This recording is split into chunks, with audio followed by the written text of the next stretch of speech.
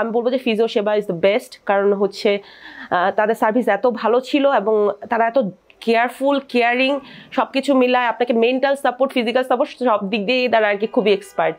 আসসালামু আলাইকুম, আমি ঋতিকা। আমি গবেষণা কর্মকর্তা হিসেবে বাংলাদেশ নৌবাহিনীতে আছি। রিসেন্টলি আমার যে প্রবলেমটা হচ্ছিল, কারণ আমার প্রথম প্রবলেম হচ্ছে আমার বেবি একদমই ছোট, মানে 2 years old যখন আমি সেবাটা শুরু করি। আফটার দ্যাট আমার জব ছিল, আমি অনেক বেশি স্ট্রেসড থাকতাম।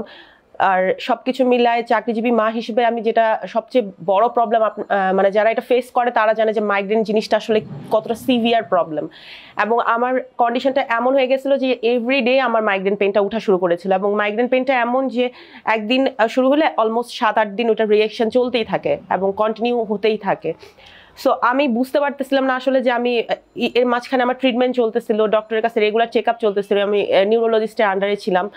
তো সব কিছু মিলে তারপরে আমি দেখতেছিলাম যে আমার ওটা মানে কন্ট্রোল হচ্ছিল না। আর এরই মাঝখানে যেটা হয়েছে যে আমার হাজব্যান্ড যে ও PLID প্রবলেমে ভুগছিল।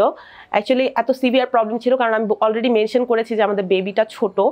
সো যখন বেবি ছোট, ওকে বারবার বেবিকে ক্যারি করার জন্য ওর PLID প্রবলেমটা আরও সিভিয়ার হয়ে গিয়েছিল, এবং এমন সিভিয়ারে চলে গিয়েছিল যে ওকে কমপ্লিট বেড রেস্টে থাকতে হচ্ছিল। সো একটা পর্যায়ে ও বিভিন্ন দেশের বাইরেও কথা বলা শুরু করলো। তো সবাই যখন ওকে সাজেস্ট করলো যে অ্যাকচুয়ালি এটা সার্জারি লেভেলেই যায়, তবে এবং সার্জারি সাকসেস রেটটা আমরা জেনেছিলাম যে 2 to 3% হয়। তো এই স্টেজে এত অল্প বয়সে আমরা সার্জারিতে যাব, এগুলো নিয়ে অনেক মানে আমাদের স্টাডি চলছিল। তো ওই সময় মনে হয় ফিজিওথেরাপি সম্পর্কে একটু পড়া শুরু করেছিল, এবং বাই দিস টাইম অনলাইনেও সার্চ করছিল যে ফিজিও সেবা বা ফিজিওথেরাপিটা কি। তো এইরকম করে সার্চ করতে করতে ফিজিও সেবা সম্পর্কে ও জানতে পারে আর কি, যেটা অ্যাকচুয়ালি আমি যা সম্পর্কে বলতে যাচ্ছি। সো ফিজিও সেবাটা যখন ও জানলো, আমাদের যেটা মেইন প্রবলেম ছিল যে আমাদের হোম সার্ভিস নিতে হবে, এবং আমরা বুঝতেছিলাম না, মানে ওর কন্ডিশনটা এত সিভিয়ার, বেডে থাকার মতো অবস্থা, মানে কমপ্লিট বেডে ওসে এই অবস্থায় ফিজিওথেরাপি নিবে কি না বা কি করবে। তো বাই দিস টাইম ও ফিজিও সেবার সাথে কথা বললো, এবং ওনারা খুবই কোঅপারেটিভ ছিলেন, এবং ওই দিন রাতেই ওনাদের ডক্টর পাঠিয়ে দিয়েছিলেন সবকিছু ওভারঅল চেক আপের জন্য। তো ও যখন চেক আপটা ওর হইলো, কমপ্লিট হলো, এরপর শুরু করলো আল্লাহর নামে আর কি। আমরা যেহেতু জানতাম না যে ফিজিওথেরাপিটা আসলে কি ধরনের হয়, এটা কি আবার সিভিয়ারে যাবে নাকি কমবে। তো অলমোস্ট 1 to 2 weeks-এর মধ্যে ও 2 minutes দাঁড়ায় থাকতে পারতো না। তো ওই প্রবলেমটা সলভ হওয়া শুরু হয়ে গেল। তো দেখা গেল যে 2 সপ্তাহের মধ্যে ও মোটামুটি মুভমেন্টটা ইজি হয়ে গেল। তো আস্তে আস্তে 1 month গেছে। তো 1 month-এর মধ্যে এদিকে আমার মাইগ্রেন পেনটা খুব সিভিয়ার। তো এটা নিয়ে ও ওর ফিজিওথেরাপিস্টের সাথে কথা বলেছিল যে আসলে এটার জন্য কোনো সলভ আছে কিনা বা কোনো সলিউশন আছে কিনা। তো এর মধ্যে ওনারা বললেন যে মাইগ্রেন পেনটা তো বিভিন্ন কারণে হয়ে থাকে, তো আমাদের একজন ডক্টর আমরা আসুক, আমরা কথা বলি আপনার সাথে, এবং উনি চেক আপ করে দেখুক আপনার কন্ডিশনটা কি আসলে। তো আমিও খুব বাজে একটা অবস্থার মধ্যে দিয়ে যাচ্ছিলাম, কারণ মাইগ্রেনটা আসলে খুবই সাফার করছিল আমাকে।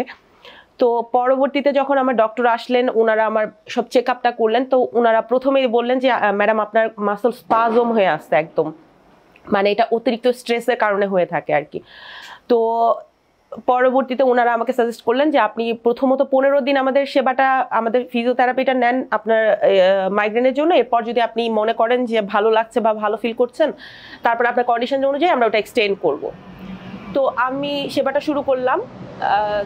ফার্স্ট দিনই আমার রেজাল্ট খুবই ভালো ছিল, কারণ প্রথম দিন নেওয়ার পর, দ্বিতীয় দিন নেওয়ার পর, এরপর দেখলাম যে মাইগ্রেন পেনটা আমার উঠতেছে না, এবং আমার মুভমেন্ট, আমার দেখা যাচ্ছে যে আমি ঘাড় সরাতে পারতাম না, মানে লেফট রাইট এটা করতে অনেক প্রবলেম হইতো। তো এই প্রবলেমগুলো সলভ হইলো, এবং ওরা আমাকে সবচেয়ে বড় সাজেশন যেটা দিয়েছিলেন যে প্রচুর পরিমাণে পানি খেতে হবে, আবার আপনি পানি লিটার করে নেবেন একদম মেপে মেপে। তো ওইটাও আমি ফলো করলাম। তো এটার সাথে সাথে শুধু মাইগ্রেন না, আমি দেখলাম যে আমার পুরো বডি মেকানিজম, মেটাবলিজম সব কিছুই মোটামুটি কন্ট্রোলে চলে আসে, এবং ওনাদের যে প্র্যাকটিস, এক্সপার্টাইজ, আমি বলবো যে ইট ওয়াজ টু গুড। কারণ ওনাদের ওই মানে আমি আসলে যেহেতু কন্টিনিউ করতে পারিনি, only 1 month or 1.5 months continue করেছি।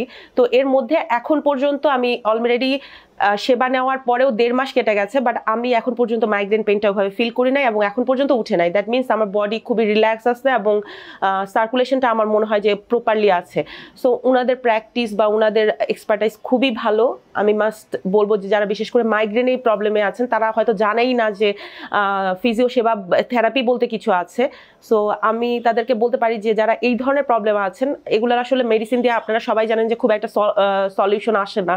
সো আপনারা এই ধরনের বডি মুভমেন্ট বা বডি এক্সারসাইজ বা বডি থেরাপি যেগুলো, এগুলোতে যেতে পারেন। এবং আমি বলবো যে ফিজিও সেবা ইজ দ্য বেস্ট, কারণ হচ্ছে তাদের সার্ভিস এত ভালো ছিল এবং তারা এত কেয়ারফুল, কেয়ারিং, সব কিছু মিলায় আপনাকে মেন্টাল সাপোর্ট, ফিজিক্যাল সাপোর্ট সব দিক দিয়ে তারা আর কি খুবই expert. So thank you physio Seba, আর এটুকুই।